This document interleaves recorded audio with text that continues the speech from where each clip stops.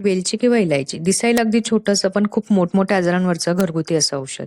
वेलची ही छोटी आणि मोठी अशा 2 प्रकारची असून औषधात वापरताना लहान वेलचीचाच उपयोग केला जातो. साऊथ इंडियाच्या भागामध्ये याचे प्रामुख्याने उत्पादन केलं जातं. विशेषतः केरळ, कर्नाटक, तामिळनाडू या भागांमध्ये हे जास्त प्रमाणात मिळतं. वेलची ही चवीला तिखट असून शीतवीर्य म्हणजे शरीराला थंडावा देणारी असते आणि म्हणूनच चहा घेताना आपण वेलचीयुक्त चहा घेतल्याने त्रास कमी होतो. वेलची प्रामुख्याने रेस्पिरेटरी डिसीजेस म्हणजे श्वसनाच्या संबंधित आजारांवर विशेष काम करते. जसं की श्वास, दमा, बालदमा, खोकला, कफ, सतत सर्दी या रोगांवर वेलचीचं चाटण खूप छान काम करतं. हे चाटण तयार करण्यासाठी 10 ते 15 काळे मनुके, 3 ते 4 वेलची, एक छोटासा तुकडा दालचिनी आणि 2 ते 3 चमचे मध हे सर्व एकत्र करून त्याची छान पेस्ट तयार करायची आणि ही पेस्ट दिवसातून 3 ते 4 वेळा चाटल्यास दम लागणं हा त्रास कमी होतो. तसंच ज्यांना मूळव्याधचा त्रास आहे, शौचाला जळजळ किंवा आग होते, त्यांच्यामध्ये ही वेलची थंड असल्यामुळे हा त्रास कमी करायला मदत करते. ज्या लोकांना लघवी पूर्णतः होत नाही, थांबून लघवी होते किंवा लघवीला जळजळ होते, त्यांनाही वेलचीचं औषध म्हणून वापरल्यास फायदा होतो. वेलची ही पचायला हलकी असून शरीरातील वाढलेला वातदोष जो आहे त्याला कमी करायला मदत करते.